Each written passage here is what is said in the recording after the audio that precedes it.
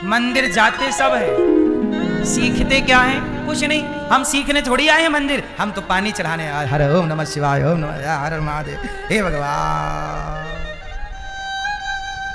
शंकर जी का मंदिर बहुत कुछ सिखाता है। शंकर जी का मंदिर, राम जी का मंदिर, भगवान कृष्ण का मंदिर अपने आप में एक यूनिवर्सिटी है।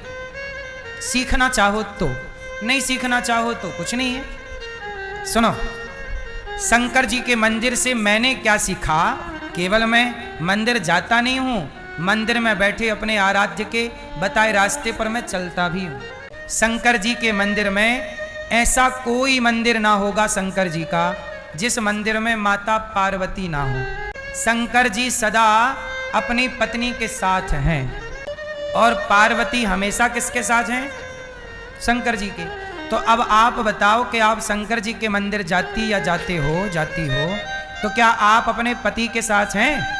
आप अपनी पत्नी के साथ हैं? यदि शंकर जी के मंदिर से कुछ सीखा ही होता, पति पत्नी का साथ ही सीख लिया होता, तो भारत में तलाक क्यों होते हिंदुओं के घर में? सदा मंदिर में शिव पार्वती साथ है, तो फिर आप क्यों नहीं साथ हो? आप क्यों अलग अलग हो गए तलाक लेके? तो मंदिर जाने का फिर तात्पर्य क्या निकला? जब हमारे आराध्य पत्नी के संग है, तो क्या तुम उस आराध्य से भी बड़े हो? तुम क्यों नहीं रहते अपनी पत्नी के संग? दूसरा ज्ञान सुनो, सदा शंकर जी के पास उनके दोनों बेटे हैं, गणेश जी और कार्तिकेय जी। अपने बच्चों को सदा अपने सामने रखना।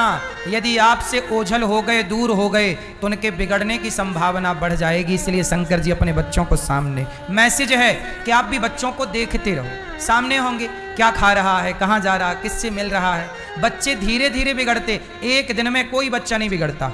कल की प्रश्नोत्तरी में यहाँ एक बच्चा आया था, 12-13 साल का था। 13 साल का बच्चा था वो, ठीक से कपड़े पहनने नहीं आते होंगे उसको, उसकी माँ उसे नहलाती होगी, इतना छोटा था। लेकिन वो पढ़ाई नहीं करता, सिगरेट पीता। 13 साल का है, 13 साल, सिगरेट पीता, बीड़ी पीता और पैसा चुराता घर से। मैंने पूछा कितने चुराए? बोले 30 रुपया चुराए। 30 में 20 रुपया का खा लिया था और 10 रुपया की बीड़ी खरीदी थी। ये बात उस बच्चे की नहीं है।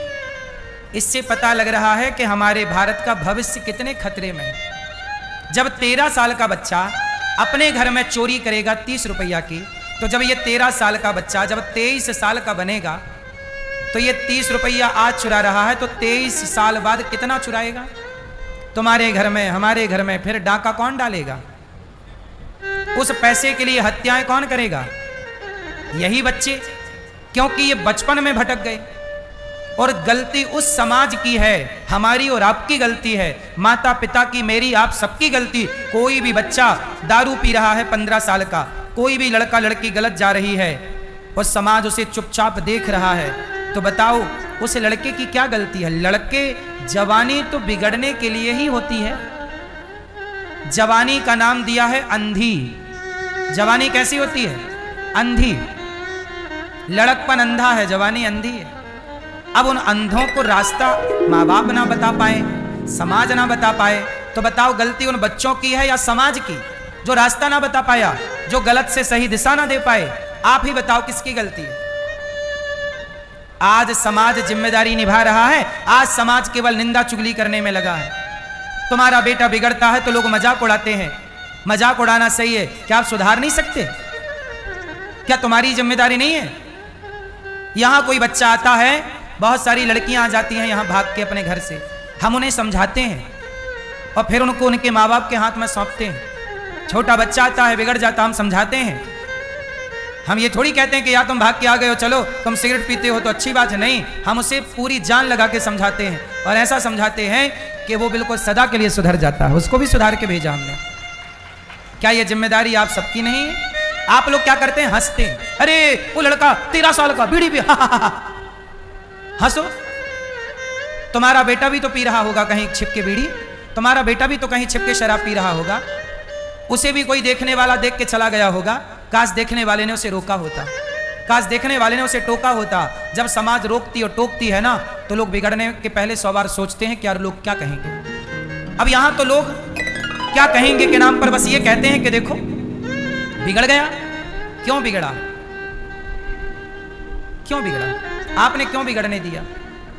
इसलिए शंकर जी का मंदिर यह सिखाता है कि बच्चों को सामने रखो, जब तक वो पूरे संस्कारी ना हो, जब तक पूरे वो जिम्मेदार ना हो, बच्चों को दूर ना करिए, छोड़िए ना, नजरें रखिए।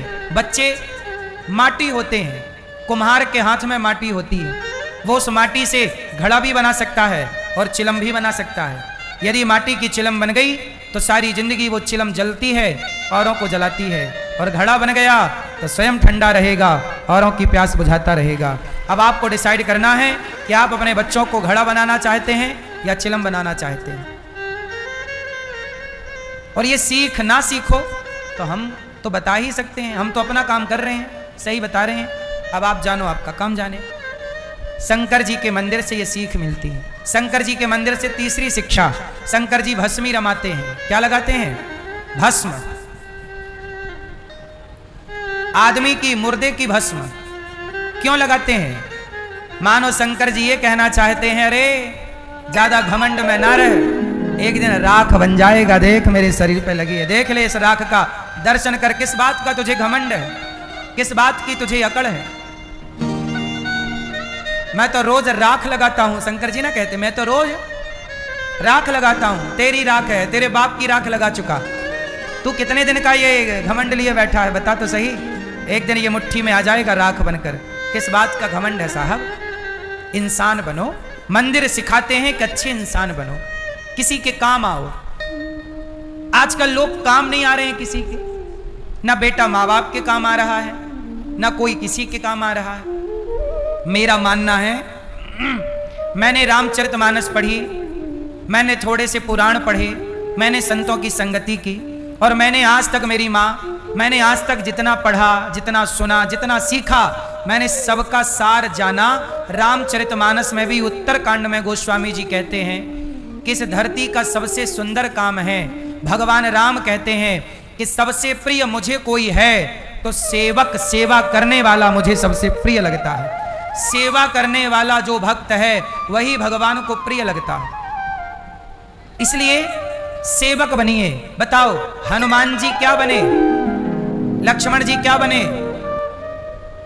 आप सेवक हैं, इसलिए सेवक बनो। सेवक मतलब सेवा। सेवा सबकी, सबकी सेवा करो। राम ने वो जटायु नाम के पक्षी की भी सेवा की, बेटा बनकर। जटायु का तो कोई नहीं था, पंख काट दिए रावण ने, पड़ा था बेचारा जटायु। लेकिन राम पहुंचे तो उस पक्षी पर भी दया की, पक्षी को गले लगाया और उसका संस्कार ऐसे किया जैसे कोई बेटा अपने बाप का संस्कार करता हो। ये दयालुता, ये करुणा, ये सेवा का भाव राम सिखा रहे हैं। और हम राम के मंदिर जाकर सेवा ना सीखें, राम के आदर्शों पर चलना ना सीखें, तब तो हमारा मंदिर जाना बेकार है ना मेरी माँ। कृष्ण के मंदिर जाकर गीता का ज्ञान ना सीखें तो फिर क्या मतलब हुआ? कब तक सीखें? जब तक शरीर है। रोज सीखो एक बात अच्छी, रोज सीखो एक बात पर, रोज चलो। इसलिए ये दास अनिरुद्ध, मैंने भी सेवा को पकड़ा है। ये दास ने सेवा, क्योंकि मेरे साथ कोई चलेगा तो कौन चलेगा? मेरी, जोर से, मेरी सेवा। सबसे बड़ा पुण्य है सेवा। इसलिए आप सब लोग सेवा करिए, अपने माता, अपने पिता की सेवा करिए, अपने वृद्धों की सेवा करिए, कोई दीन, कोई दुखी की सेवा करिए। ये दास अनिरुद्ध आपको कथा सुनाता है और बचा हुआ समय वृद्ध माओं की, भक्तों की, आप सबकी सेवा में ही हमारा सुबह से शाम होता है। हमारा और कोई काम नहीं है सेवा के सिवा। ईश्वर ने हमें सेवा की जिम्मेदारी दी, हम सेवा चुनते हैं और सेवा जो ईश्वर ने बनाई